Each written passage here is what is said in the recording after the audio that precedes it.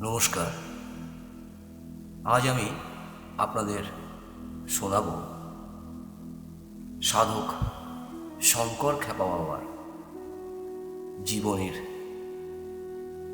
দ্বিতীয় পর্ব।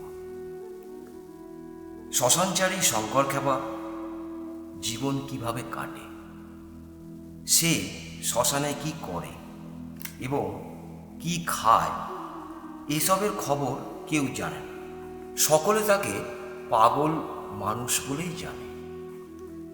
পাগল মানুষের জন্য কেউ মাথা ঘামায় না। তবে একথা অনেকেই জানে যে শঙ্কর শুধু তারা মা করেই মহাশ্মশানে ঘুরে বেড়ায় এবং বামাখ্যাপার সিদ্ধাসনের কাছাকাছি জায়গায় বেশিরভাগ সময়টাই কাটায় সে। শঙ্কর শ্মশানের বাইরে অর্থাৎ লোকালয়ের মধ্যে মাঝে মাঝে এলে অনেকেই লক্ষ্য করে যে সে গরুর পা ওঠ স্থানীয় গ্রাম্য ভাষা।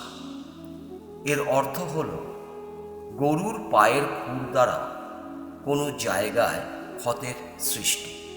এর ফলে জল হামাগুড়ি দিয়ে খেত। শঙ্করের এরূপ কাণ্ড দেখে সকলেই বলে শঙ্কর পুরোপুরি পাগল হয়ে গেছে। পূর্বেই উল্লেখ করেছি শঙ্কর লোকালয়ের মধ্যে বড় একটা আসে না। তাহলে সে কিভাবে জীবিকা নির্বাহ করে? এমন শোনা যায় যে শঙ্কর দাঁড়ে দাঁড়ে মাধু করে, যেটাকে আমরা ভিক্ষা বলি, করেছে।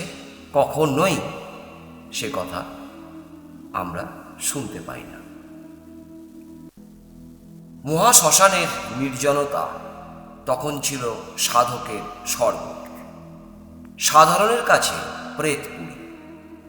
তারাপীঠে তখন তেমন যাত্রী সমাগমও ছিল না। মাঝে মাঝে আশেপাশের গ্রাম থেকে 2-4 জন যাত্রী মায়ের পুজো দিতে আসত ঠিকই, কিন্তু তার সংখ্যা অতি নগণ্য। দূর দূরান্তের ভক্তের সংখ্যা ছিল হাতে গোনার মতো। সে সময় যোগাযোগ ব্যবস্থা ভালো ছিল না বলে হয়তো তারাপীঠে ভক্তের সমাগম ঘটত না। এমত অবস্থায় শঙ্কর কিভাবে জীবিকা নির্বাহ করত? এই প্রশ্নের উত্তর শ্রোতাগণ কিছুক্ষণের মধ্যে জানতে পারবেন। ইতিপূর্বে হয়তো শ্রোতাগণ জেনেছেন তারাপীঠে তারামায়ের কৃপাধন্য হয়ে যুগ যুগ ধরেই মুনি ঋষিরা কত না লীলা করে গেছেন সে কথা। তারাপীঠ মহাশ্মশানের শ্মশানচারী শঙ্কর খ্যাপা মাঝে মাঝেই তার বোনের বাড়ি কৌরবেলে গ্রামে আসত। তারাপীঠ থেকে মাত্র মাইল 2 দূরে এই গ্রামটি। বোনের বাড়িতে কিছুক্ষণ থেকেই চলে আসত। মাঝে মাঝে তার ভাগ্নেকে সঙ্গে নিয়ে আসত তারাপীঠে। ভাগ্নের নাম মানিক। আদর করে শঙ্কর ডাকত মানকে বলে। ভাগ্নেকে কাঁধে তুলে নিয়ে পথ চলত। পথ চলতে বারবার মায়ের নাম করত। মাঝে মাঝে রামপ্রসাদী গানও গাইত। কখনো কখনো ভাগ্নেকে বলতো, শোন তাহলে বরদা অর্থাৎ বামাখ্যাপার কথা। এই বলে আরম্ভ করত বামাখ্যাপার জীবন। কিভাবে শেয়াল কুকুরের সঙ্গে একই পাত্রে আহার করত, কিভাবে ভক্তের অনুরোধে বামা কঠিন কঠিন রোগ সারিয়ে তুলত সে কথা। প্রায়শই শঙ্কর শোনাত কিভাবে বামাখ্যাপা বন্যাপ্লাবিত দ্বারকায় ঝাঁপ দিয়ে তার মায়ের শবদেহ শ্মশানে নিয়ে এসে তার সৎকার করেছিল এবং মায়ের শ্রাদ্ধের দিন গণ্ডি টেনে কিভাবে বৃষ্টি বন্ধ করেছিল সেই কাহিনী।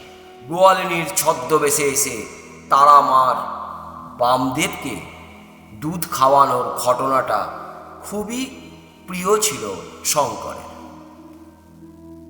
কি ঘটনা? বামার একবার কাশী যাওয়ার খুব ইচ্ছা হলো। রওনা হলো। কাশীতে দেখা হলো কৈলাসপতি বাবার সঙ্গে। তিনি বামাকে মঠের মধ্যে রেখে কোথায় চলে গেলেন। পাণ্ডারা বামাকে পাগল ভেবে তাড়িয়ে দিলেন মঠ থেকে। বামার কাছে একটা পয়সাও নাই।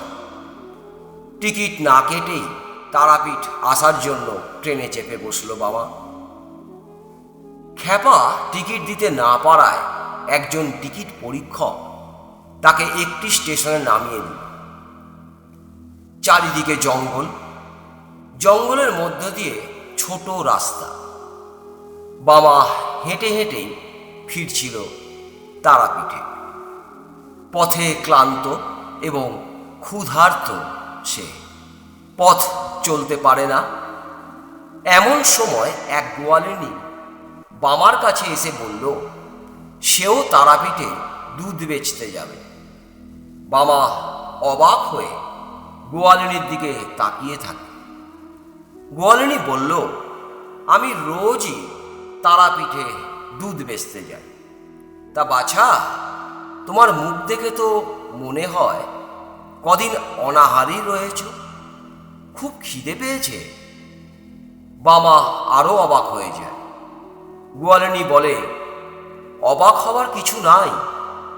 তুমি ভাবছ আমি কি করে বুঝলাম? মা ছেলের মুখ দেখলেই বুঝতে পারে। এই বলে গোয়ালিনী কলসি উবুর করে বামার মুখে দুধ ঢালতে ঢালতে বলে, মায়ের অমতে গেলে এমন দুর্দশাই হয়। কথাটা শুনে বামাখ্যাপা বাবা বললে, কি বললি? মুখ তুলতেই গোয়ালিনীকে আর দেখতে পায় না। বামাবতারের প্রতি শঙ্করের যেমন ছিল শ্রদ্ধা আর বিশ্বাস, তেমনই ছিল গভীর ভক্তি। সাধক বামাখ্যাপার প্রভাব 16 আনাই শঙ্করের জীবনে বর্তেছিল। তাই শঙ্কর হলেন সাধক শঙ্কর খ্যাপা, হলেন তারা মায়ের কৃপাধন্য। সত্যের তথ্যকে যতই গোপন করা যাক, তার বহিঃপ্রকাশ একদিন না একদিন ঘটবেই। মানুষ সত্যকে উপলব্ধি করতে পারে বলেই সে মানুষ। বিধাতা সৃষ্ট সৃষ্টির শ্রেষ্ঠ জীব। মানুষ সত্যের তথ্যকে উপলব্ধি করতে পারে বলেই সে চাঁদে যেতে পেরেছে, গ্রহ থেকে গ্রহান্তরে ছুটে বেড়াচ্ছে। দিনের পর দিন কত অসাধ্য সাধন করে চলেছে। শঙ্কর খ্যাপা নিজেকে সম্পূর্ণরূপে ধরা ছোঁয়ার বাইরে রেখেছে। অর্থাৎ সে যে একজন প্রকৃত সিদ্ধায় বা তারা মায়ের কৃপাধন্য হয়েছে, এ কথার প্রকাশ ঘটেনি। সবার চোখেই শঙ্কর পাগল। হঠাৎ একদিনের ঘটনা, মানুষ তার সম্পর্কে ভাবতে থাকে, এ কোন পাগল? ঘটনাটি বলছি। দারোগাকুলের একটি ধান খেতে ফলিডল নামে এক ধরনের কীটনাশক বিষ ছড়িয়ে ক্ষেতের মালিক নিয়ম মতো লাল পতাকার নিশানা ক্ষেতের মাঝখানটিতে দিয়ে বাড়ি চলে যায়। শঙ্কর ধারে কাছেই ঘোরাফেরা করছিল। হঠাৎ সে ওই ক্ষেতের কাছে এসে কোনো ভ্রুক্ষেপ না করে হামাগুড়ি দিয়ে ওই ক্ষেতের জল পেট ভরে খেয়ে ফেলল। কতগুলি লোক ওই ক্ষেতের কাছেই কাজ করছিল। তারা চিৎকার করে বারণও করেছিল, কিন্তু সেদিকে শঙ্করের ভ্রুক্ষেপ ছিল না। প্রসঙ্গত বলি, এই ফলিডল বিষ খুবই মারাত্মক ছিল বলেই হয়তো ভারত সরকার এই বিষের উৎপাদন বন্ধ করে দেয়। এই বিষ এতই মারাত্মক ছিল যে বিষের খালি বোতল পুকুরের জলে ফেলে দিলে পুকুরের সমস্ত জীবই মারা যেত। এই মারাত্মক বিষ দেওয়া জল শঙ্কর খেয়েছে। সকলে ভাবল আর খ্যাপার রক্ষা নাই, খ্যাপা নিশ্চয়ই মারা যাবে। তাদের চোখের সামনেই এরকম একটা দুর্ঘটনা ঘটে গেল বলে তারা আফসোস করতে থাকে। কিন্তু বিষের জ্বালায় ঢলে পড়ল না শঙ্কর খ্যাপা। দিব্যি নিশ্চিন্তে তারামা তারামা করতে লাগলো শঙ্কর। যেমনটি ছিল তেমনটি রয়ে গেল সে। যারা ভাবুক প্রকৃতির তারা ভাবতে শুরু করে, এ কি করে সম্ভব? যে বিষ দেওয়া ক্ষেতের জল খেলে গরু বাছুর পর্যন্ত মারা যায়, সেই বিষকে হজম করে দিল শঙ্কর খ্যাপা। এই প্রশ্নে উকি দেয় বিজ্ঞ লোকেদের মনে। আর একদিনের ঘটনা ঘটে। শঙ্করকে মারাত্মকভাবে রাস্তায় কুকুর কামড়াল, রক্তপাত পর্যন্ত ঘটে গেল। সকলেই ভাবল জলাতঙ্ক রোগের হাত থেকে খ্যাপার আর রেহাই নেই। কিন্তু তার কিছুই হলো না। দিব্যি নিশ্চিন্তে এবারও সে তারামার নাম করতে থাকে। শঙ্কর খ্যাপার এই রকম আচরণে জ্ঞানীদের কৌতূহল বেড়েই চলে। তারা বুঝলেন মা তারাই খ্যাপাকে রক্ষা করেছেন। জ্ঞানীরা তাদের দিব্য চক্ষু দিয়ে দেখলেন দেবী দ্বিভুজা সর্পময় যজ্ঞপবিত ভূষিত বামা কোলে স্তন পানরত শঙ্কর শায়িত।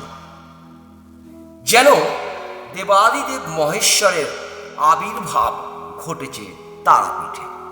তারা বুঝলেন যুগে যুগে এভাবেই জগজ্জননী তার ভক্তকে রক্ষা করে চলেছেন।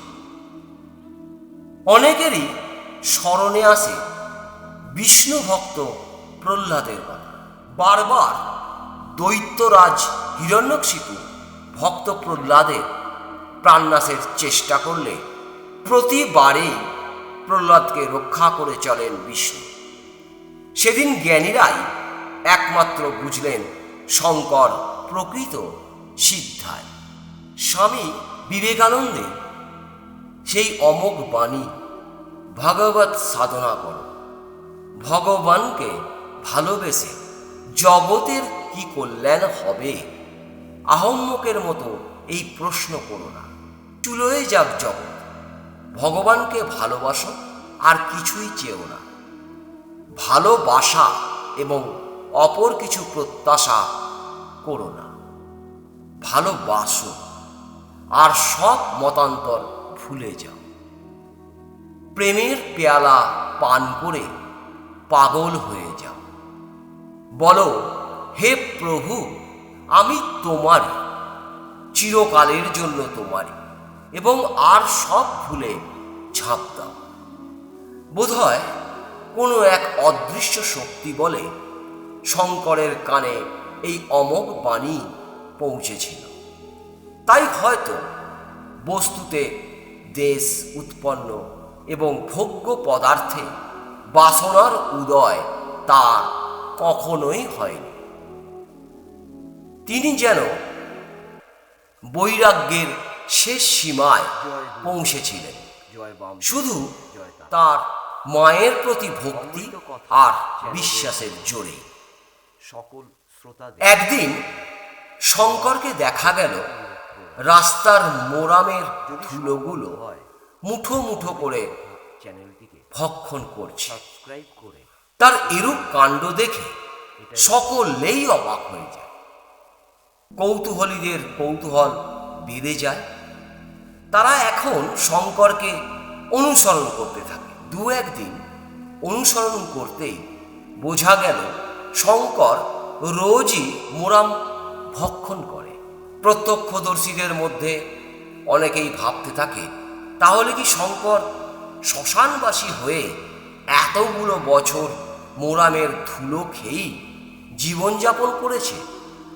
শঙ্কর সেই ছেলেবেলা থেকেই নিজেকে অগ্নিরূপী তারামায়ের চরণে সঁপে দিয়েছিল বলেই তারামায়ের আশীর্বাদে রাস্তার ধুলো সুখাদ্যে পরিণত হয়ে তার চিত্ত নিবৃত্তি করে। সিদ্ধ সাধক শঙ্কর খ্যাপা। বৈচিত্র্যে ভরা তার জীবনের বেশিরভাগ সময় কেটেছে লোকচক্ষুর অন্তরালে, ভয়ঙ্কর শ্মশানের মধ্যে। তাই অজ্ঞাত তার সাধক জীবন, অজানা তার সাধন পদ্ধতি। মানুষের সামনে যখন তিনি এসেছেন তখন মানুষ দেখেছে মান ও অপমান এবং শত্রু ও মিত্র তুল্য রূপেই বিবেচিত তার কাছে। যার প্রিয় ও অপ্রিয় উভয় একরূপ, যিনি সম দুঃখ সম, যিনি লৌহ প্রস্তর ও কাঞ্চন একই রূপে দেখেন, যার কাছে উচ্চ নীচ ছোট বড় সাধু অসাধু ভেদ নাই, এবং যিনি সর্বত্যাগী অহংকার শূন্য নিরাসক্ত সাধক, তিনি যেন বৈরাগ্যের শেষ সীমায় পৌঁছেছিলেন শুধু তারামায়ের প্রতি ভক্তি আর বিশ্বাসের জোরে। শ্রীমদ্ ভগবদ্ গীতায় এইরূপ পুরুষকেই গুণাতীত পুরুষ বলে অভিহিত করেছেন। কেবলমাত্র ভগবানই গুণাতীত পুরুষ। সাধক শঙ্কর খ্যাপা ছিলেন গুণাতীত পুরুষ। তাই ভক্তজনের কাছে শঙ্করও ভগবান ভিন্ন নয়। শঙ্কর সব সময় মানুষজন থেকে নিজেকে দূরে সরিয়ে রাখার চেষ্টা করে। এ স্বভাব তার ছেলেবেলা থেকে।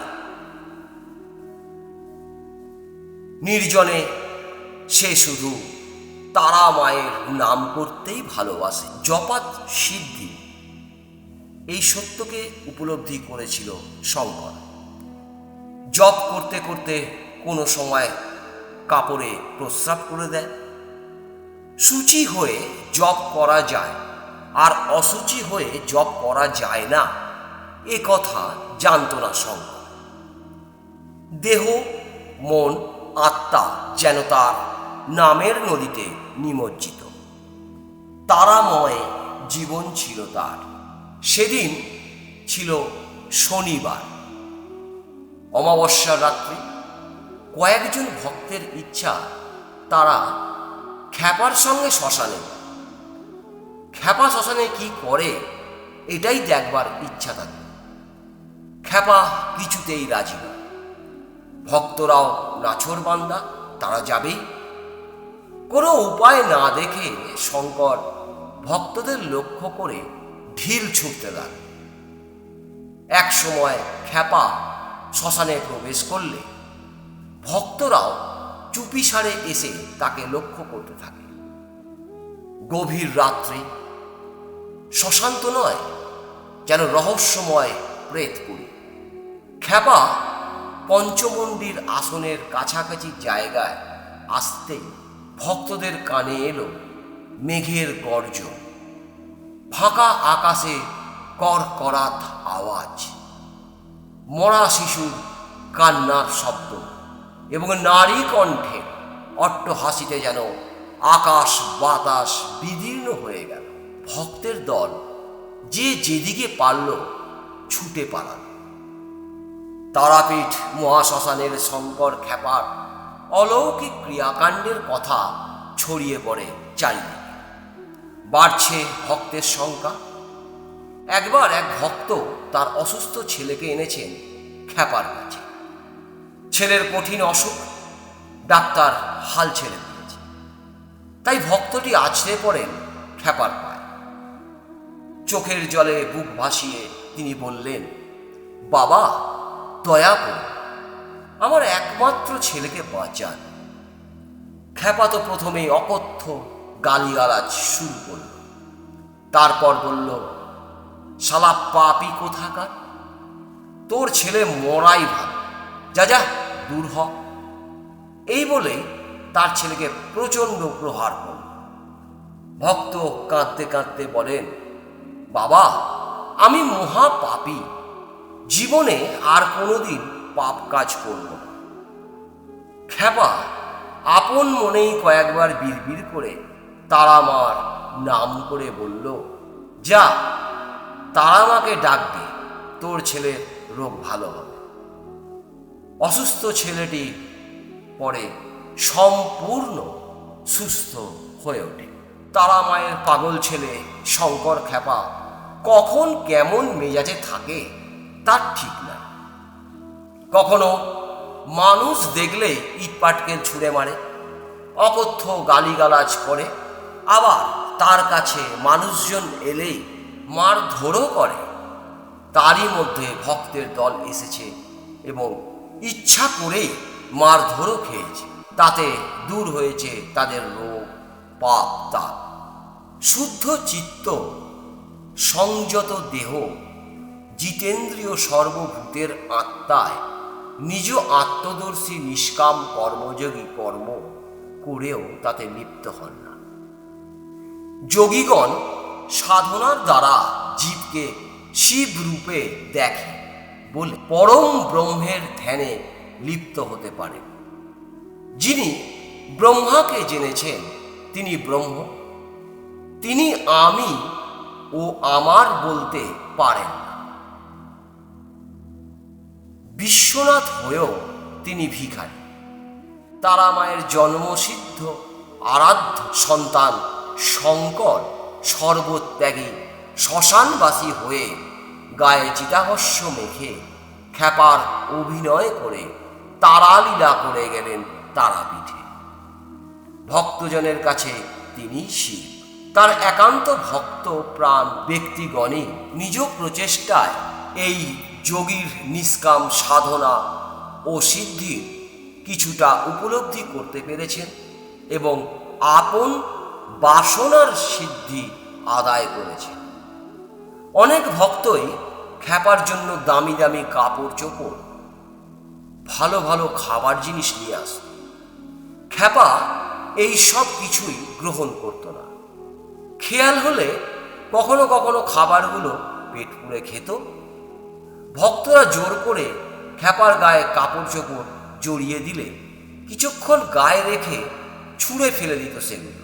একবার এক ভক্ত ভালো ভালো খাবার এনে খ্যাপাকে খাওয়ার জন্য অনুরোধ করতেই খ্যাপা খাবারগুলো ছুঁড়ে ফেলে দিয়ে বলল, শালা নিজের মা বাবাকে খেতে দিস না, আমাকে বলছিস খেতে, শালা পাপী কোথাকার। ভক্তটি তৎক্ষণাৎ শঙ্করের পায়ে ধরে বলল, বাবা তুমি আমাকে রক্ষা করো। শঙ্কর শুধু বলল, তারা আমাকে ডাক গে শালা, আমি কেউ নয়। পিতা মাতা প্রসন্ন না হলে ধর্মটর্ম করে কিছুই হয় না। এ কথায় বিশ্বাস করতেন শঙ্কর খ্যাপা। পিতা মাতাই জগৎ সংসারে সবচেয়ে বড় জিনিস, এই জ্ঞানই ভক্তটিকে দিলেন তিনি। ঠাকুর শ্রী শ্রী রামকৃষ্ণ বলতেন, মা বাপ কি কম জিনিস গা, মাতৃত্বের বন্ধন ছিন্ন হবার নয়, তা সে গৃহী হোক আর সন্ন্যাসী হোক। তিনি তো জগন্মাতা মহামায়া, গৃহকোণে তিনি জননী রূপে বিরাজিতা। মায়ের শুভ কামনায় সন্তানের চলার পথে শক্তি যোগায়, তার আশীর্বাদেই সন্তান জীবন যুদ্ধে জয়ী হয়। ঠাকুর শ্রী শ্রী রামকৃষ্ণ আপন জীবনচর্যা ও উপদেশের মাধ্যমে পৃথিবীর মানুষকে নির্মল জীবনযাপন পদ্ধতি শেখাবার জন্য বলেছেন, জীবের সব কাজের, সব চিন্তার, সব সুখে দুঃখে বিপদে সম্পদে একটি কথা মনে রাখা, মঙ্গলময়ী মা সর্বক্ষণ সর্ব অবস্থায় আমাদিগকে পরিচালিত করেছেন। তিনি যন্ত্রী, আমরা যন্ত্র। তিনি রথী, আমরা রথ। ঈশ্বর নির্ভরতার এই চর্চা যার যত সত্য হবে, তার পৃথিবীর সীমিত জীবনযাপনের ব্যথা বেদনা অশ্রু অভিশাপ তত সহনীয় হয়ে উঠবে, ততই মর্ত জীবনে প্রাণের আনন্দ ও শান্তি অচঞ্চল থাকবে। গৃহীদের সাধক শঙ্কর খ্যাপা সব অবস্থাতেই তারা আমার নাম করার জন্য বলতেন। এই নামই একমাত্র আশ্রয়। নামের গুণেই সমস্ত জ্বালা দূর হয়। ঠাকুর রামকৃষ্ণ এই কথাই যুক্তি দিয়ে উপদেশের মাধ্যমে শুনিয়ে গেছে। সাধক শঙ্কর খ্যাপা মনে করতেন ঈশ্বর অনুভূতি সাপেক্ষ। তিনি কখনো প্রমাণ বা যুক্তি সাপেক্ষ নয়। শাস্ত্রে আছে ঈশ্বর বুদ্ধি গ্রাহ্য অতীন্দ্রিয়ম। বেদে জ্ঞানযোগ ও ভক্তিযোগে এর উল্লেখ আছে। শঙ্কর খ্যাপা ভক্তিযোগের ধারণাকেই গৃহীদের উপর আরোপ করেছে। ভক্তিযোগ অকপট ভালোবাসা। এই ভালোবাসাকে উপেক্ষা করতে পারেন না ঈশ্বর। শ্রীকৃষ্ণ ভক্তদের উদ্দেশ্যে বলেছেন, না হয়ং বসামি বৈকুণ্ঠে যোগিনাং হৃদয়েন চ মদভক্ত্যা যত্র গায়ন্তি তত্র তিষ্ঠ্যামি নারদ। তাই সাধক শঙ্কর খ্যাপা কোনো যুক্তির মাধ্যমে না গিয়ে একটা কথাই বারবার বলেছেন, তোরা সব তারামায়ের নাম কর। তারামাই ঈশ্বর প্রেমীদের শান্তির পথে এগিয়ে দেন। মাঝে মাঝে শঙ্কর তারাপীঠে দোকানে দোকানে ঢুকে দোকানের জিনিসপত্র ফেলে দিয়ে নষ্ট করে দেয়। দোকানের মালিকরা খ্যাপাকে কখনোই গালিগালাজ করে না এবং তার এরূপ আচরণে তারা খুশি হয়। খ্যাপা যা খুশি তাই করতে পারে। তারাপীঠে যেন তারই আপন রাজত্ব। দোকানের মালিকদের ধারণা বা বিশ্বাস জন্মেছিল খ্যাপা জিনিসপত্র নষ্ট করলেও তাদের কোনো লোকসান হয় না, বরং খ্যাপার পায়ের ধুলো দোকানে পড়লে তাদের খদ্দের বাড়ে, তাই বিক্রিও বাড়ে সেদিন। হয়তো তাই একদিন একটা মুদিখানার দোকানে ঢুকে 1 টিন সর্ষের তেল ফেলে দিল খ্যাপা। দোকানের মালিক খ্যাপাকে গালিগালাজ না করে আনন্দে জয় তারা জয় শঙ্কর খ্যাপা বলে চিৎকার করে উঠল। তারা মায়ের মন্দিরের একেবারে নিচের সিঁড়িটি এক প্রান্তে বসে বলরাম মণ্ডল নামে একজন ফুল বিক্রেতা দীর্ঘদিন ধরে ফুল বিক্রি করে আসছে। একদিনের একটি ঘটনা ফুল বিক্রেতাটির মনকে গভীরভাবে নাড়া দেয়। গ্রীষ্মকাল, মন্দিরের পাশেই একটি দোকানের খোলা বারান্দায় ওই ফুল বিক্রেতা ঘুমিয়ে আছে। গভীর রাত্রি হঠাৎ কে যেন তার গায়ে হাত দিয়ে ডাকল, তাড়াতাড়ি ওঠ। চমকে উঠেছে। উঠেই দেখে ধপধপে সাদা কাপড় পরে খালি গায়ে কে যেন দাঁড়িয়ে আছে তার সামনে। ফুল বিক্রেতা বললেন, কে আপনি? আমি শঙ্কর খ্যাপা। কোনো ভয় নাই, আমাকে 2টো ফুল দে তো। শঙ্কর খ্যাপা ফুল বিক্রেতা নিজের চোখকেই যেন বিশ্বাস করতে পারে না। দিনের আলোয় যে শঙ্কর খ্যাপাকে দেখেছে তার সঙ্গে যেন মিল খুঁজে পায় না সে। এই যেন সাক্ষাৎ মহাযোগী বামা খ্যাপার পূর্ণাবয়ব। আজ এই পর্যন্ত। আমার বলায় কোনো ভুল ত্রুটি থাকলে আপনারা ক্ষমা করে দেবেন। অমৃত কথা চ্যানেলের পক্ষ থেকে সকল শ্রোতাদের জানাই আমার ভক্তিপূর্ণ প্রণাম। যদি সম্ভব হয় অমৃত কথা চ্যানেলটিকে সাবস্ক্রাইব করে এগিয়ে নিয়ে যাবেন, এটাই আমাদের প্রার্থনা।